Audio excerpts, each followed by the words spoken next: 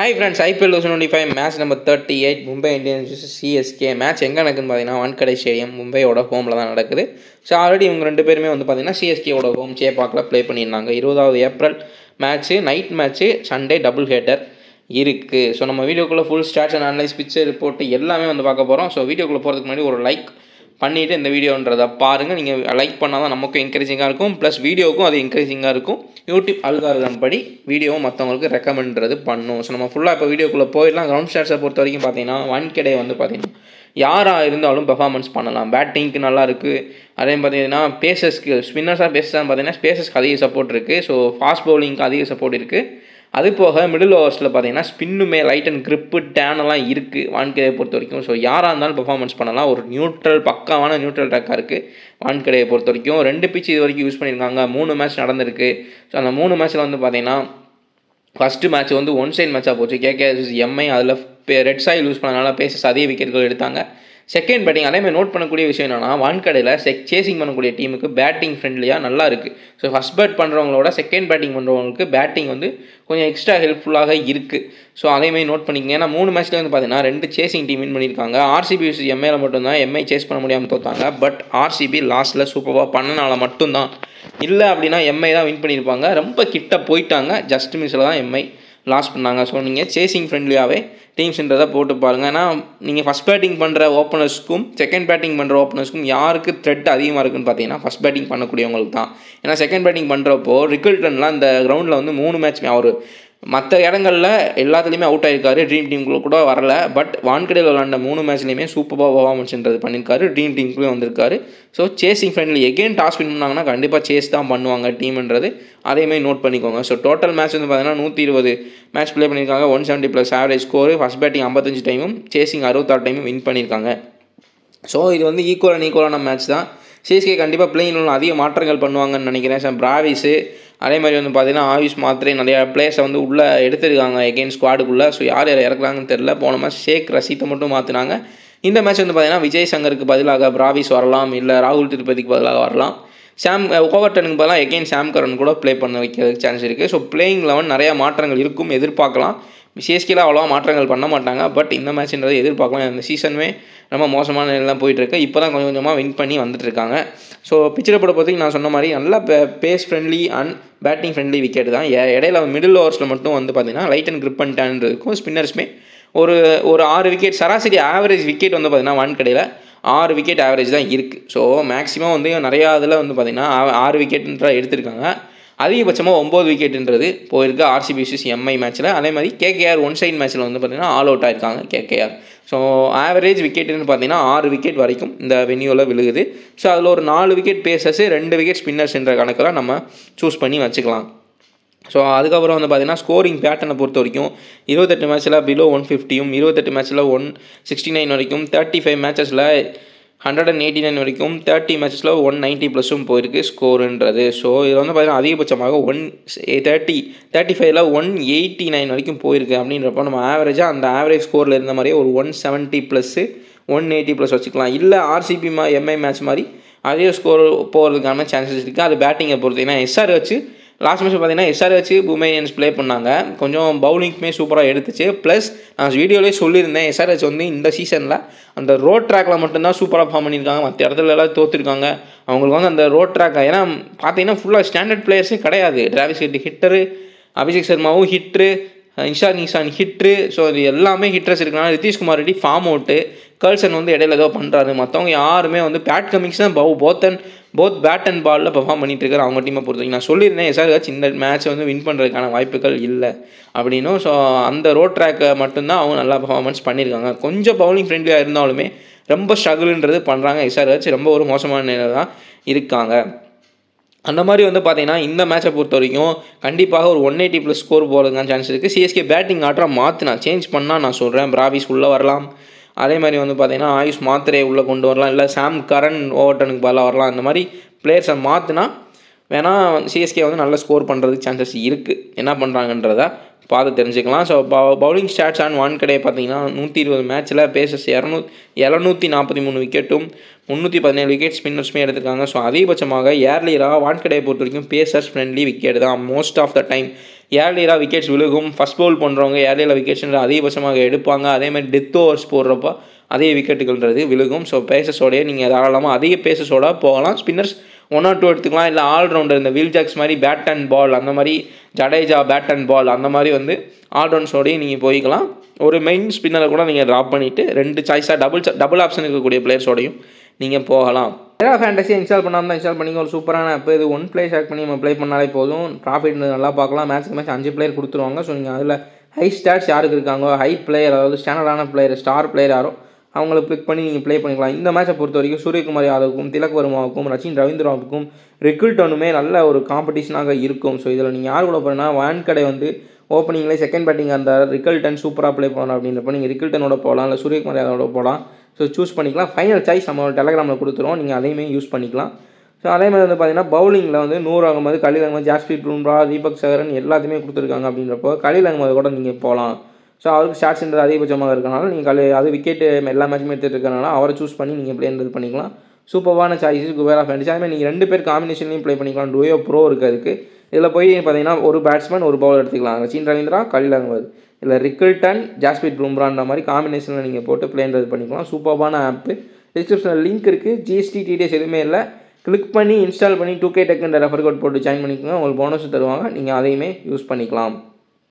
So probable பிளேயிங்கில் வந்து பார்த்தீங்கன்னா CSK பொறுத்த வரைக்கும் ஷேக் ரஷீத் போன மேட்ச் நல்லா ப்ளே பண்ணுறாரு. கிட்டத்தட்ட ருத்துராஜ் மாதிரியே ஸ்டாண்ட்ஸு எல்லாமே சேமாக இருக்குது. கொஞ்சம் ஆடுறாரு. டீமுக்குள்ளே வரதுக்கான சான்ஸுமே இருக்குது.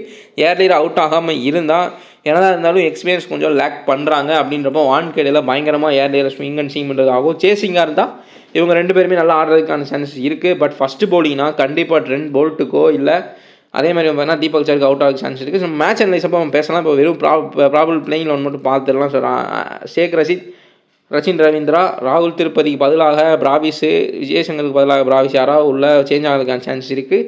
இப்போதைக்கு இவங்க தான் லாஸ்ட் மேட்ச் ப்ளே பண்ணியிருக்காங்க, நான் ப்ளேஸ் பண்ணியிருக்கேன். பிராவிஸ் வரலாம். அதே மாதிரி வந்து பார்த்தீங்கன்னா இங்கே ஓவர்டன் ப்ளே பண்ணாது போன மேட்ச்சு. ஓவர்டனுக்கு பதிலாக ஷியாம் கரனுமே உள்ளே வரதுக்கு சான்சஸ் இருக்குது. ஸோ பார்க்கலாம் என்ன பண்ணுறாங்கன்னு. சிவம் தூபே, MS தோனி, ஜடேஜா, அஸ்வின், பத்திரானா, நூர் அகமது, கலீல் அகமது, அதுக்கு போகிற அன்சுல் கம்போஜ். ஸோ இதுதான் அவங்களோட ப்ராபல் டூலாக இருந்துச்சு. போன மேட்ச் பார்த்தீங்கன்னா ஓவர்டன்னு ப்ளே பண்ணார்.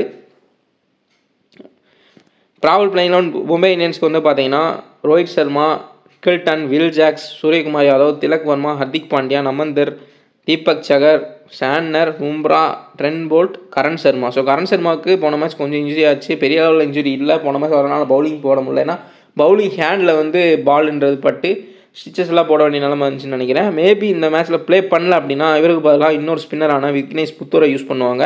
பிளாக் சைடு விக்கெட்டாக இருந்தால். ரெட் சைடாக இருந்தால் இன்னொரு லெஃப்ட் ஆர்ம் சீமர் எடுத்துகிட்டு வந்த சான்ஸுமே இருக்குது. அஸ்வினி குமார். ஸோ அந்த மேட்ச் வந்து 4 விக்கெட் எடுத்தார். அதுக்கப்புறம் அடி வாங்கினதுனால அவரை அப்படியே பேக் பண்ணிட்டாங்க, உள்ளே அனுப்பிச்சிட்டாங்க, ப்ளே பண்ண வைக்கல. ஸோ மும்பை இந்தியன்ஸை பொறுத்த வரைக்கும் ஒரே ஒரு சேஞ்ச் தான் இருக்கும். என்னை பொறுத்த வரைக்கும் பெரிய அளவு சேஞ்சஸ் இருக்காது. ஸோ பட் சிஎஸ்கேவோட பிளேயிங்கில் வேணால் நம்ம கரெக்டாக இதுதான் ப்ளே பண்ணுவாங்கன்றது சொல்ல முடியாது. நிறைய சேஞ்சஸ் நடக்கிறதுக்கான பாசிபிலிட்டிஸ் இருக்குது. ஸோ நம்ம high stars to losses order players பார்த்துடலாம். ஸோ இந்த மேட்சை பொறுத்த வரைக்கும் ஹை ஸ்டார்ஸ் யார் வச்சுருக்காங்கன்னா மாற்றி வச்சுருக்காங்க. பெரிய அளவில் எந்த பிளேயருக்குமே வந்து 2மே வெண்ணிலையும் சரி ஹெட் விக்கெட்லையும் சரி சூப்பர் ஸ்டார்ஸ்னு சொல்ல முடியாது. ஸோ திலக் வர்மா வந்து பார்த்தீங்கன்னா சிஎஸ்கே கூட 56 ஆவரேஜ் வச்சுருக்காரு.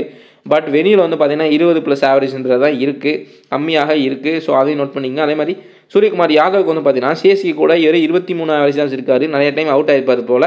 ஸோ அதே மாதிரி வென்யூவில் வந்து பார்த்தீங்கன்னா 33 ஆவரேஜ் வச்சிருக்காரு சூரியகுமார் யாதவ். ட்ரெண்ட் போல்ட்டு 2லுமே நல்லா விக்கெட் எடுத்திருக்காரு. ஹெட் விக்கெட்லையும் வென்யூலையுமே ஒரு 18 இன்னிங்ஸில் 20 விக்கெட்டு, 22 விக்கெட்னு ஒரு 2-3 விக்கெட்டுன்றது எக்ஸ்ட்ராவே பிக் பண்ணி வச்சிருக்காரு. ட்ரெண்ட் போல்ட்டு நோட் பண்ணிங்க. அதே மாதிரி பத்திரனா 2 மேட்ச் தான் ப்ளே பண்ணியிருக்காரு. 2 மேட்ச்சில் அதாவது இந்த வென்யூவில் 2 மேட்ச் ப்ளே பண்ணியிருக்காரு, அதெல்லாம் 6 விக்கெட்டு.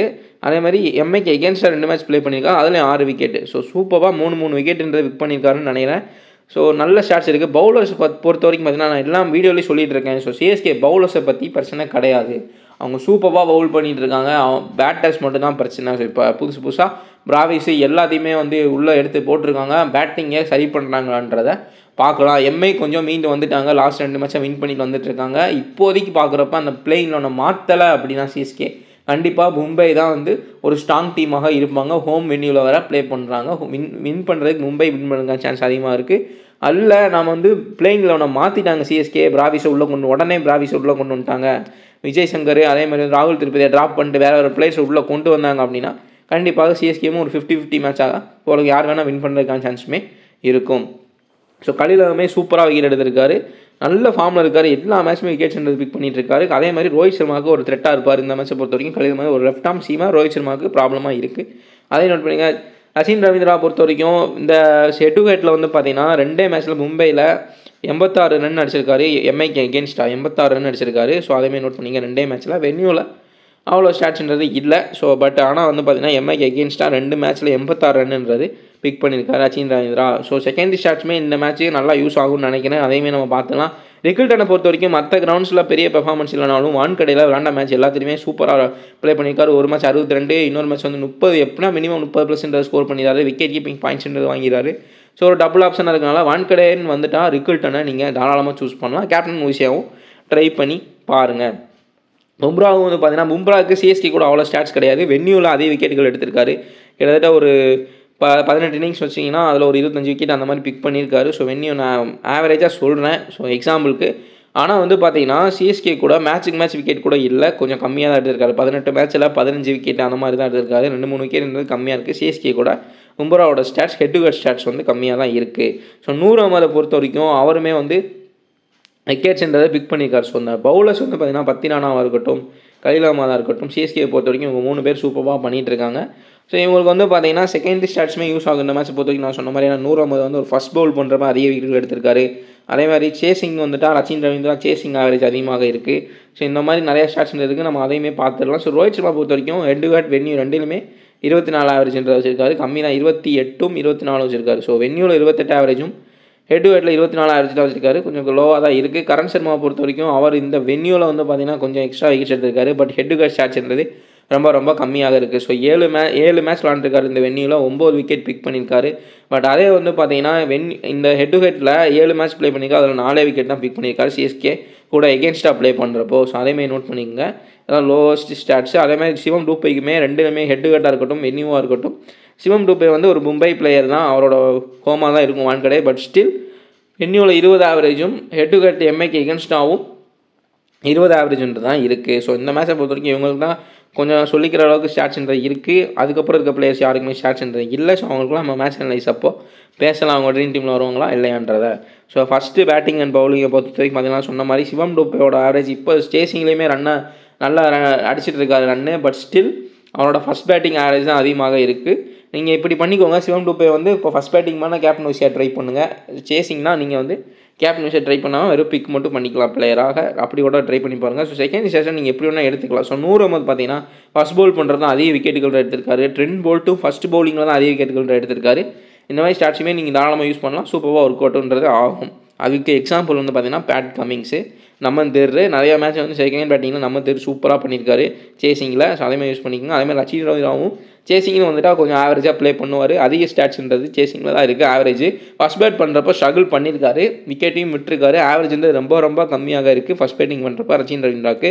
நோட் பண்ணிங்க. வில் ஜாக்ஸ் லாஸ்ட் மேட்ச் பார்த்துருப்போம், செகண்ட் பேட்டிங்கில் தான் அவரோட ஆவரேஜ் கணக்கிட முடியாத அளவுக்கு இருக்குது. ஏன்னா ஒரு ஃபஸ்ட் இன்னிங்ஸில் 15 ஆவரேஜும் செகண்ட் இன்னிங்ஸில் கிட்டத்தட்ட ஒரு 40+ ஆவரேஜ்ன்றது இருக்குது. ஸோ சேசிங் பேட்டர் தான் வில் ஜாக்ஸும்.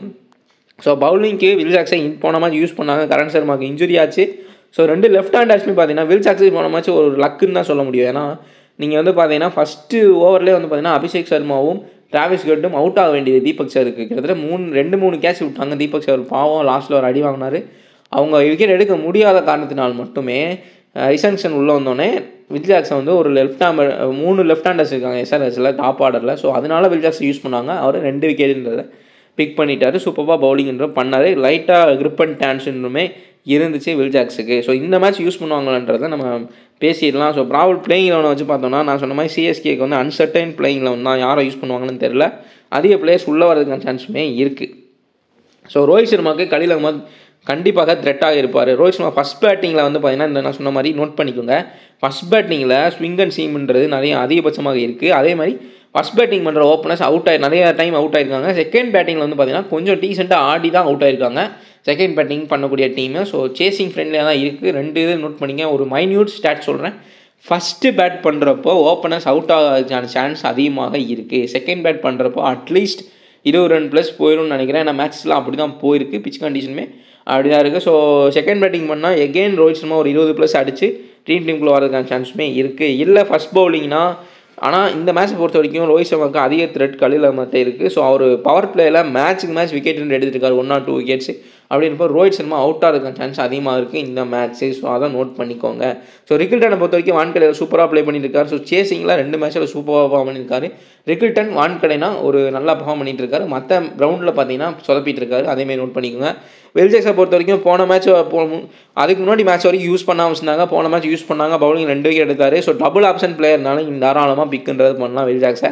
ஏன்னா பவுலிங் இந்த மேட்ச் கிடைக்குன்னா வந்து பார்த்தீங்கன்னா ஒரு 36 ரன் அடித்தார் பேட்டிங்கில். ஸோ அது ஒரு கான்ஃபிடன்ஸ் கொடுக்கும்.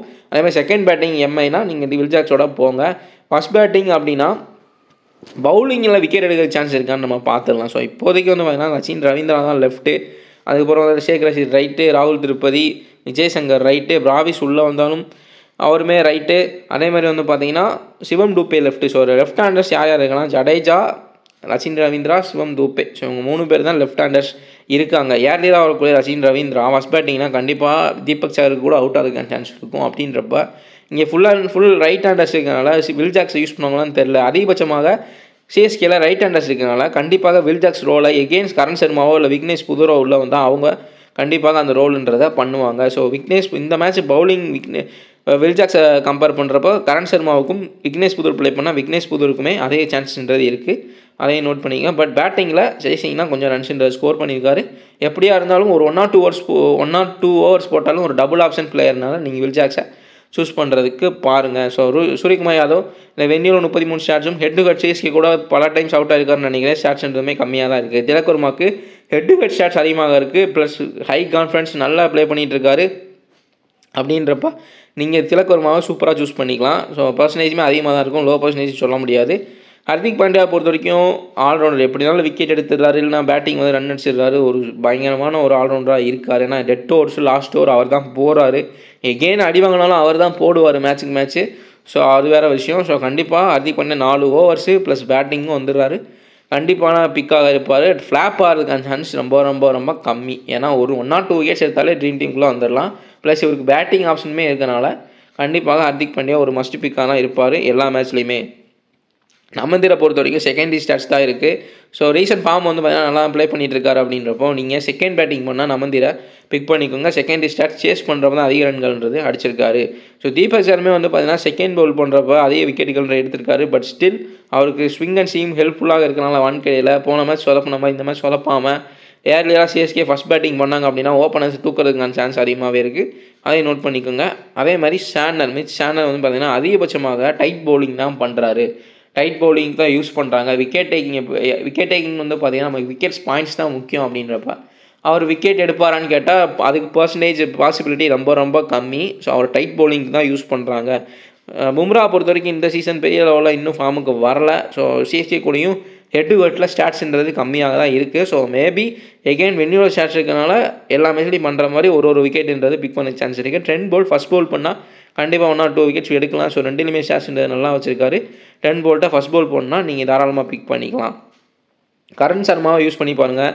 இந்த மேட்சை பொறுத்த வரைக்கும் நிறையா ரைட் ஹேண்டர்ஸ் இருக்காங்க சிஎஸ்கேல. பட் ஸ்டில் சிஎஸ்கேவோட ஹெட் டு ஹெட் ஸ்டாட்ஸில் கரண் சர்மாவுக்கு ஸ்டாட்ஸ்ன்றது கம்மியாக தான் இருக்குது. விக்னேஷ் புதூர் சூப்பராக பண்ணார் ஃபஸ்ட்டு சிஎஸ்கே எம்ஐ மேட்ச்சில் சேப்பாக்கில். ஸோ அப்போ கரண் சர்மாவுக்கு காயமாக இருந்தால் எகெயின் விக்னேஷ் புதூரை கொண்டு வந்து யூஸ் பண்ணால் தான் அவருமே நல்லா பெர்ஃபார்ம் பண்ணி ட்ரீம் டீமுக்குள்ள வரதுக்கான சான்ஸ் இருக்குது.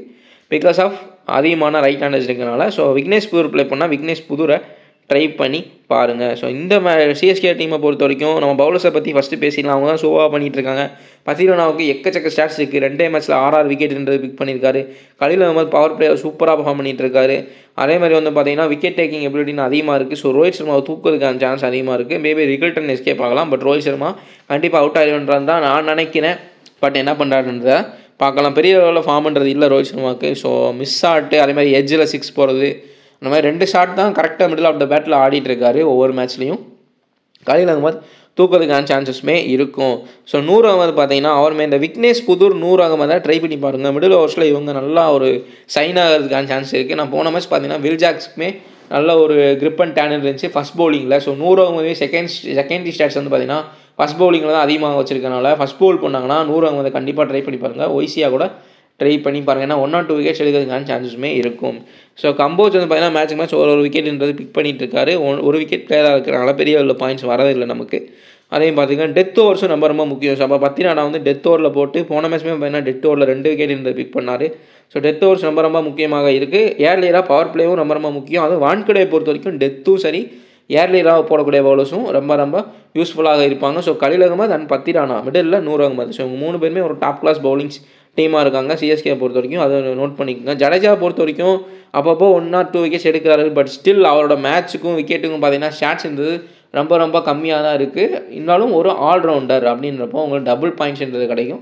ஜடேஜாவுமே நீங்கள் ட்ரை பண்ணி பாருங்கள். மேபி 1 or 2 விக்கெட்ஸ் எடுக்கலாம். அப்படி ஜடேஜாவுக்கு இந்த மேட்ச் விக்கெட் விழுகுமா அப்படின்னு பார்த்தீங்கன்னா போன மேட்ச் ஆயுஷ் பதோனி நிறைய பேர்த்த பிக் பண்ணார் ஜடேஜா. ஸோ இந்த மேட்ச் விக்கெட் விழுகுமான்னு பார்த்தீங்கன்னா அதையுமே நம்ம பார்த்துலாம் பேட்டில்ஸ். ஏன்னா லெஃப்ட் ஆம் ரைட் ஆம் பேட்டில்ன்றதை பார்த்துடலாம். So earlier Rohit Sharma Khaleel Ahmed out ஆகிட்டா ரிக்கல்டன் கொஞ்சம் ப்ளே பண்ணுவார் கண்டிப்பாக. ஸோ வில் ஜாக்ஸ் சூரியகுமார் இவங்க 2 பேரும் ரைட்டு, ஹர்திக் பாண்டியா ரைட்டு, 3 பேர் ரைட்டு, ரிக்கல்டனும் திலக் வர்மாவும் லெஃப்ட் ஹேண்டர்ஸ் இருக்காங்க. ஸோ நமந்திருமே ரைட்டு. ஸோ நிறைய ரைட் ஹேண்டர்ஸ் இருப்பாங்க. ஸோ ஜடேஜா ப்ராபப்ளி டோனி கண்டிப்பாக நிறையா ஓவர்ஸ் யூஸ் பண்ணுவார் நினைக்கிறேன். ஸோ ஜடேஜாவுமே நீங்கள் ட்ரை பண்ணி பார்க்கலாம் தாராளமாக. ஸோ இல்லை ஒன்று நான் சொன்ன மாதிரி அன்சர்டனாக தான் இருக்குது. போன மேட்ச் பார்த்தீங்கன்னா அஸ்வினுக்கு பதிலாக ஜேமி ஓவர்டன் ப்ளே பண்ணார். பட் அவருமே ஃப்ளாப் தான். இந்த மேட்ச் வந்து கொஞ்சம் எக்ஸ்பீரியன்ஸ் தேவை. எக்ஸ்பீரியன்ஸ் பிளேயர்ஸோட தான் போவாங்க மேக்ஸிமம் சிஎஸ்கே வந்து பார்த்தீங்கன்னா. அப்படின்றப்போ ஓவர்டனுக்கு பதிலாக அஸ்வின் கொண்டு போகிறாங்களா இல்லை இன்னொரு ஆல்ரவுண்டர் பேஸ் ஆல்ரவுண்டர் வேணும் ஷாம் கரனோட போகிறாங்களா, பிராவிஸ் உள்ள வருவாரா, அதை வஷ்பண்டின்னு ஒரு பிளேயர் இருக்கார் அவர் விஜய் சங்கருக்கு வர உள்ள வராரா, பிராவிஸ் வராரா, கமலேஷ் நாகர்கோட்டி இருக்கார் ஸோ அவர் வராரா, என்ன பண்ணுறாங்க இல்லை சேம் பிளேயிங்கில் உள்ள போன மேட்சோடையே வின் பண்ணனால ஓவர்டனோடையே போகிறாங்களா இல்லை அஸ்வினை கொண்டு வராங்களான்னு ஒரே குழப்பமான ஒரு பிளேயிங் லெவனாக தான் இருக்குது சிஎஸ்கே பொறுத்த வரைக்கும். பவுலிங் நம்ம சொல்லிடலாம். ஸோ இவங்க 3 பேருக்கு 4 பேர் கண்டிப்பாக இருப்பாங்கன்றதை நம்ம சொல்லிடலாம். பட் மேலே வந்து இப்போ ஜடேஜா இருப்பார், தோனி, சிவம் தூபே, ரச்சின் ரவீந்திரா இவங்களாம் அப்படியே தான் இருப்பாங்க. ஷேக் ரஷீதுமே அவங்க அப்படியே தான் இருப்பாங்க. பட் இந்த ஒரு 3 பிளேயர்ஸ் வந்து பார்த்திங்கன்னா கண்டிப்பாக இந்த 3 பிளேசஸில் வந்து பார்த்திங்கன்னா பிளேயர்ஸ் மாறுவாங்க தான் நான் நினைக்கிறேன். ஸோ பிராவிஸு வஷ்பண்டி இருக்கார், அதேமாதிரி வந்து பார்த்திங்கன்னா அதே ஷாம் கரனு, ஓவர்டனு ஓவர்டன் 2 சான்ஸ் கொடுத்தாங்க, 2-3 சான்ஸ் கொடுத்தாங்க, பெர்ஃபார்மன்ஸ் பண்ண கிடையாது. ஸோ ஷாம் கரனை அப்போது ஸ்டார்டிங்கில் யூஸ் பண்ணதான் அதுக்கப்புறம் யூஸ் பண்ணலை. அஸ்வினை யூஸ் பண்ணுறாங்களா இந்த இடத்துல ஒரு 3 பிளேயர் ஆப்ஷன் இருக்குது. ஓவர்டன், ஷாம் கரன், அஸ்வின் யார் வரான்னு தெரியாது. அதே மாதிரி இங்கே பிராவிஸ் வரலாம், வஷ்பண்டி வரலாம், கமலேஷ் நாகர்கோட்டி வேறு வராரு, அவர் ஒரு ப்ராப்பர் பவுலர், அவரை கொண்டு வராங்களா, என்ன பண்ண போகிறாங்கன்றது தெரியல. பட் இந்த லோ ஆர்டர் பவுலிங் ஆர்டர் வந்து பார்த்திங்கன்னா அப்படியே தான் இருக்கும். ஜடேஜா, டோனி, சிவம் டுபே, ரச்சின் ரவீந்திரலாம் அப்படியே தான் இருப்பாங்க. ஒரு 3-4 பிளேயர் மாறதுக்கான சான்சஸுமே இருக்குது சிஎஸ்கே பொறுத்த வரைக்கும். பிளேயிங் 11 அன்சர்டன் தான் நான் இப்போயே சொல்லிடுறேன். இண்டிவிஜுவல் பிளேயர்ஸை பற்றி பேசணும்னா ஷேக் ரஷீத் ஒரு ஃபஸ்ட் பேட்டிங்காக இருந்தால் அவருக்கு வந்து கொஞ்சம் எக்ஸ்பீரியன்ஸ் லேக் தான். பட் இருந்தாலும் நல்லா ப்ளே பண்ணுறாரு. ருத்ராஜ் மாதிரியே ஒரு ஸ்டாண்ட்ஸு எல்லாமே அப்படியே இருக்குது. ஸோ சூப்பராக ப்ளே பண்ண ட்ரை பண்ணுறாரு. போன மேட்ச் ஒரு மிஸ் ஷாட்டுனால அவுட்டுன்றது ஆனார், ஒரு தவறான ஷாட்டு. இன்னுமே கொஞ்சம் பார்த்து ஸ்டாண்டர்டாக ஆடினார் அப்படின்னா சூப்பர் இன்னிங்ஸ் போகிறதுக்கான சான்சஸுமே இருக்குது, ஹை ஸ்கோர் பண்ணுறதுக்கான சான்ஸுமே இருக்குது. பட் ஸ்டில் சிஎஸ்கே ஃபஸ்ட் பேட்டிங்னா கண்டிப்பாக ட்ரெண்ட் போல்ட்டிலிருந்தும் தீபக் சகர்கிட்ட இருந்தும் அவருக்கு வந்து ட்ரபுள்ன்றது இருக்க தான் செய்யும். கண்டிப்பாக ட்ரெண்ட் போல்ட் ஒரு லெஃப்ட் ஆர்ம் சீமர், ஷேக் ரஷீத் ஒரு ரைட் ஹேண்ட் பேட்டர் அப்படின்றப்போ அவுட் ஆகிறதுக்கான சான்ஸுமே இருக்குது ஃபஸ்ட் பேட்டிங்னா. செகண்ட் பேட்டிங்னா கொஞ்சம் சேசிங்க்கு ஃபேவரபுளாக இருக்கனால அவங்களுக்கு பெரிய அளவில் த்ரெட்டுன்றது இருக்கா செகண்ட் பேட்டிங் பொறுத்த வரைக்கும். இருந்தாலும் செகண்ட் பேட்டிங் வந்து பார்த்திங்கன்னா ஒரு விக்கெட் போகும். ஸ்டில் 20 ரன் ப்ளஸ் அடிச்சு தான் போன மேட்ச் ஸ்கோர் கார்டு பார்த்தீங்கன்னா விக்கெட்ன்றது போயிருக்கு. அப்படின்றப்போ செகண்ட் பேட்டிங்னா கொஞ்சம் தப்பிக்கிறதுக்கு வாய்ப்பு இருக்குது. ஃபஸ்ட் பேட்டிங்னா இவங்க 2 பேருமே ஃபிளாப்பாக இருக்குமே சான்சஸ் இருக்குது. ஏன்னா ரச்சின் ரவீந்திராவுக்குமே பார்த்தீங்கன்னா ஃபஸ்ட் பேட் பண்ணுறப்ப ஆவரேஜ்ன்றது ரொம்ப ரொம்ப கம்மியாக இருக்குது. அவர் ஒரு சேசிங் பிளேயர். ஏன்னா ஏதாவது சொல்கிறேன்னா ஸ்டாட்ஸ்ன்றது செகண்ட் பேட்டிங் பண்ணுறப்ப அதிக ரன்கள் பிக் பண்ணியிருக்காரு. அதேமாதிரி நோட் பண்ணிக்கோங்க. இந்த இடத்துல நம்ம ஃபில் பண்ண வேணாம். ஏன்னா நான் சொன்ன மாதிரி யார் வேணால் வரலாம். ஸோ சிவம் தூபே நல்லா டீசென்ட் ஃபார்ம் நல்லா போயிட்டுருக்கு. ஸோ ஹோம் வேறு மும்பை, சிவம் ஹோம் வந்து பார்த்திங்கன்னா மும்பை தான். ஸோ மும்பையில் ப்ளே பண்ணுறாரு. பட் ஸ்டில் ஸ்டாட்ஸ்ன்றது 20 தான் இருக்குது, 20+ ஆவரேஜ்ன்றதாக வச்சுருக்காரு. பட் ரீசன்ட் ஃபார்ம் நல்லாவே இருக்குது. நல்லா ஒரு ஸ்டாண்டர்டாகவும் ஆடக்கூடிய பிளேயரு. நல்லா இம்ப்ரூவ் பண்ணியிருக்காரு பேட்டிங்கை. சும்மா வந்து கண்ட மணிக்கு சுற்றாமல் சூப்பராக ப்ளே பண்ணிகிட்ருக்காரு. எம்எஸ் தோனிக்குமே வந்து பார்த்திங்கன்னா ஸ்டம்பிங்கு, ரன் அவுட்டு, கேட்ச்சு அதிலே வந்து பாயிண்ட்ஸ்ன்றது அதிகபட்சமாக வந்துடுது. பேட்டிங்கில் வந்து ஒரு 10-20 ரன் அடித்தாலே போதுமான அளவாக இருக்குது ட்ரீம் டீமுக்குள்ளே வரதுக்கு. ஸோ கண்டிப்பாக எம்ஐ vs சிஎஸ்கே மேட்ச் வந்து ஒன் சைடாக தான் போக வாய்ப்பே கிடையாது. அப்படின்றப்போ உங்களுக்கு விக்கெட்ன்றது விழுகிற சான்ஸ் அதிகமாக இருக்குன்றப்போ டோனிக்கு ஒரு பேட்டிங் சான்ஸ் கண்டிப்பாக கிடைக்கும். அப்படின்றப்ப இந்த மேட்ச்சுமே நிறையா மேட்சஸ் டோனி ட்ரீம் டீமுக்குள்ள வந்துட்டுருக்காரு. அப்படின்றப்போ இந்த மேட்ச்சுமே டோனியை ட்ரை பண்ணி பாருங்கள். ஏன்னா அவரும் இந்த மேட்ச்சுமே ட்ரீம் டீமுக்குள்ள இருக்கான சான்ஸும் அதிகமாகவே இருக்குது. ஸோ நான் ஜடேஜா சொன்ன மாதிரி அந்த பக்கம் ரைட் ஹேண்டர்ஸ் நிறையா இருக்காங்க. அப்படின்றப்போ ஜடேஜா ஒரு 1 or 2 விக்கெட்ஸ் எடுக்கலாம். எகெயின் இந்த மேட்சை பொறுத்த வரைக்கும் போன மேட்ச் எடுத்த மாதிரி எடுக்கிற சான்ஸ் இருக்குது. தோனியுமே அதிகமாக யூஸ் பண்ணுவார். எம்எஸ் தோனி வந்து அதிகமாக யூஸ் பண்ணுறாரு, ஜடேஜாவையும் 100 அகமதியும். ஸோ இந்த 2 ஸ்பின்னர்ஸுமே நோட் பண்ணி வச்சுக்கோங்க. ஸோ இந்த இடமுமே நமக்கு யார் ப்ளே பண்ணுவான்றது இன்னும் அன்சர்டனாக தான் இருக்குது. ஸோ நம்ம பிளேயிங் 11 அப்போ பார்த்துக்கலாம். ஸோ பிச்சுமே எந்த மாதிரி யூஸ் பண்ணுறாங்கன்றதை நான் டெலகிராமில் லாஸ்ட்டில் அப்டேட் பண்ணிடுறேன். ஸோ இந்த மேட்ச்சுக்கான ஒரு கீ லோ பர்சன்டேஜ் பிளேயர்ஸ் அப்படின்னா இந்த டீமை பொறுத்த வரைக்கும் நிறைய ரைட் ஹேண்டர்ஸ் இருக்கனால ஜடேஜா ஹை பர்சன்டேஜ் தான் இருப்பார், கீன்னு சொல்ல தேவையில்லை. பட் ஷேக் ரஷீத்தை வந்து நீங்கள் ஃபஸ்ட் பேட்டிங் செகண்ட் பேட்டிங்காக தான் ட்ரை பண்ணி பாருங்கள். ஒரு நல்ல கீ லோ பர்சன்டேஜ் பிளேயராக இருப்பார். டேலண்ட்ன்றது நிறையாவே இருக்குது. ஒரு சூப்பராக ஆத்தென்டிக் ஸ்டார்ட்ஸ் ஆடக்கூடிய ஒரு நல்ல பிளேயரு. ஸோ செகண்ட் பேட்டிங் பண்ணுறப்போ பவுலர்ஸ்க்கு அவ்வளோவா ஸ்விங் அண்ட் சீம்ன்றது ஃபஸ்ட் பவுலிங் பண்ணுறப்போ கம்பேர் பண்ணுறப்போ செகண்ட் பவுலிங் பண்ணுறப்போ கம்மியாக இருக்கனால பேட்டர்ஸ்க்கு அது கொஞ்சம் ப்ளஸ் பாயிண்ட்டாக இருக்குது வான்கடையில். அப்படின்றப்போ ஷேக் ரஷீத்தும் சச்சின் ரவீந்திராவும் கொஞ்சம் ரன் போகிறதுக்கான சான்ஸ் இருக்குது. ஏன்னா அந்த பக்கம் ரோஹித் சர்மா வந்து ஒரு ஹிட்மேன், அவர் வந்து அடிக்க தான் பார்ப்பார், ஒரு ஸ்டாண்டர்டாக ஆட பார்க்க மாட்டார், கண்டிப்பாக ஹிட் பண்ண தான் பார்ப்பாருன்றப்போ அவர் அவுட் ஆகிறதுக்கான சான்ஸ் அதிகமாக இருக்குது. பட் இந்த பக்கம் இருக்கக்கூடிய 2 பிளேயர் போய் பார்த்தீங்கன்னா ஒரு ஆத்தென்டிக் ஷாட்ஸ் ஆடக்கூடிய ஸ்டாண்டர்டான பிளேயர்ஸு. ஸோ அப்படின்றப்போ இவங்க செகண்ட் பேட்டிங் பண்ணாங்க அப்படின்னா கண்டிப்பாக விக்கெட்ன்றது சான்சஸ் ரொம்ப கம்மியாக இருக்குது. பட் ஃபஸ்ட் பேட்டிங்னா ஸ்விங் அண்ட் சீம் கண்ணா பின்னா ஆகுது, எக்ஸ்ட்ரா பவுன்ஸ் அதிகபட்சமாக இருக்குது வான்கடையில். அப்படின்றப்ப அவுட் ஆகிறதுக்குமே சான்ஸ் அதிகமாக இருக்குது. மேபி தீபக் சாருக்கு இவர் வந்து தீபக் சாருக்கு அவுட் ஆகலாம், இவர் வந்து ட்ரெண்ட் போல்ட்டுக்கு ஒரு த்ரெட்டுன்றது இருக்குது. ஸோ அதையுமே நோட் பண்ணி எடுத்துக்கோங்க. நான் சொல்கிற இந்த ஸ்டாட்ஸ் வச்சு தான் நான் சொல்கிறேன். ஸோ அதையுமே ட்ரை பண்ணி பாருங்கள். ஏன்னா ஃபஸ்ட் பேட்டிங்கில் தான் ஃபஸ்ட் பவுல் பண்ணுறது தான் ஸ்விங் அண்ட் சீமில் அதிகமாக இருக்குன்றப்ப ஃபஸ்ட் பேட் பண்ணுற பேட்டர்ஸ் தான் த்ரெட்டுன்றது அதிகமாக இருக்குது. செகண்ட் பேட் பண்ணுற ஓப்பனர்ஸ்க்கு த்ரெட்டுன்றது கொஞ்சம் கம்மியாக இருக்குது. ஸோ அதேமாதிரி நோட் பண்ணி யூஸ் பண்ணிக்கோங்க. ஸோ பெரிய அவ்வளோதான் இந்த மேட்ச்சுக்கு அனலைசிஸ்ன்றது. ஸோ இந்த டீமை பொறுத்த வரைக்கும் ஒரு லோ பொசிஷன் வீக்னா மேபி விக்கெட்ஸ் எல்லாம் ட்ராப் ஆனால் திலக் வர்மாவை கண்டிப்பாக இந்த மாதிரி ட்ரை பண்ணி பாருங்கள். ஏன்னா ஹெட் டு ஹெட்டில் சிஎஸ்கே கூட 56 ஆவரேஜ்னு வச்சுருக்காரு. திலக் வர்மாவை ட்ரை பண்ணி பாருங்கள். அதே மாதிரி வந்து பார்த்துட்டிங்கன்னா உங்களுக்கு நான் சொன்ன மாதிரி விக்னேஷ் புதூரை ட்ரை பண்ணி பாருங்கள் ப்ளே பண்ணால், இல்லை கரண் சர்மாவை ட்ரை பண்ணி பாருங்கள். ஸோ இவங்க 2 பேரையும் நான் சொல்கிறேன். அதே மாதிரி அந்த பக்கம் பார்த்தீங்கன்னா லெஃப்ட் ஹேண்டர்ஸ் வந்து கொஞ்சம் கம்மியாக தான் இருக்காங்க. நான் சொன்ன மாதிரி ஆல்ரெடி பேசியாச்சு வில் ஜாக்ஸுக்கு விக்கெட் விழுகுமா இல்லையான்னு. ஸோ ரிக்கல்டனை எகெயின் இந்த வான்கடையில் சூப்பராக பர்ஃபார்ம் பண்ணுவான்னு நினைக்கிறேன். ஸோ அவரையுமே ட்ரை பண்ணி பாருங்கள். தீபக் சாருக்கு போன மேட்ச் வெரி அன்லக்கி தான். இந்த மேட்ச் கொஞ்சம் விக்கெட்ஸ் எடுக்கிறதுக்கான சான்ஸ் இருக்குது. ஏன்னா first CSK MI match Deepak Chahar சூப்பராக விக்கெட்ஸ் வந்து பிக் பண்ணார். ஸோ தீபக் சார் ரிக்கல்டன் வந்து ஹை பர்சன்டேஜ் தான். So Deepak Chahar, Tilak Varma, Vignesh Puthur or Karan Sharma. So try பண்ணி பாருங்கள். இப்போ நம்ம ஜிஎல் டெமோ டீம்ஸ்ன்றதையும் பார்த்துடலாம். ஃபர்ஸ்ட் டீம் பார்த்துடலாம். Rickelton, Suryakumar Yadav, Tilak Varma, Sachin Ravindra, Shivam Dube, Hardik Pandya, Jadeja, Bumrah, Noor Ahmad, Pathirana, Khaleel Ahmed. Captain vice captain வந்து பார்த்தீங்கன்னா பத்தி ராணாவை போட்டிருக்கேன், திலக் வர்மாவை கேப்டனாக போட்டிருக்கேன். ஸோ அது வந்து ஜிஎல்க்கான ஒரு டெமோ டீமு. செகண்ட் டீம் வந்து பார்த்தீங்கன்னா Rickelton, Dhoni, Suryakumar Yadav, Sachin Ravindra, Shaikh Rasheed, Hardik Pandya, Will Jacks, Noor Ahmad, Pathirana, Trent Boult, Khaleel Ahmed. So captain vice வந்து பார்த்தீங்கன்னா ஸ்மால் லெக்ஸ்க்கு கண்டிப்பாக உங்களுக்கு யார் சாய்ஸில் இருப்பாங்கன்னா சச்சின் ரவீந்திரா, ஹர்திக் பாண்டியா கண்டிப்பாக கேப்டனாக எல்லாருமே போடுவாங்க. வில் ஜாக்ஸ் வந்துடுவார் இந்த மேட்ச், கண்டிப்பாக ஆல்ரவுண்டர் ஆப்ஷனால அவரை ட்ரை பண்ணுவாங்க. சூரியகுமார் யாதவை ட்ரை பண்ணுவாங்க, ரிக்கல்டனையுமே ட்ரை பண்ணுவாங்க வான்கடைனால. ஸோ ஸ்மால் லெக்ஸ்க்கு ஒரு 4-5 பேர், சச்சின் ரவீந்திரா, ஸோ ஒரு 4-5 பேர் வந்து மேண்டரியாக இருப்பாங்க. பத்தி ராணா டெட் பவுலிங்னா அவரை ட்ரை பண்ணுவாங்க. ஸோ இந்த மேட்ச்சுக்கு வந்து ஒரு குறிப்பிட்ட 2 பேர் சொல்ல முடியாது. ஏன்னா இன்றைக்கி நடக்கக்கூடிய மேட்ச்சில் ஜிடி விசஸ் டெல்லி மேட்ச்சில் வந்து பார்த்தீங்கன்னா கண்டிப்பாக சாய் சுதர்ஷன், சுப்மன் கில், கேஎல் ராகுல், அக்ஷர் பட்டேல், பட்லர், அதே மாதிரி 5 பிளேயர்ஸ் வந்து கண்டிப்பாக இந்த 5 பிளேயர்ஸ்குள்ளே மாற்றி போடுவாங்க. அதிகபட்சமாக ஃபஸ்ட் சாய்ஸ் வந்து பார்த்தீங்கன்னா சாய் சுதர்ஷன், கேஎல் ராகுல், அதுக்கப்புறம் பட்லர், சுப்மன் கில், அக்ஷர் பட்டேல் 5 பேர் கூட போட்டிருப்பாங்க.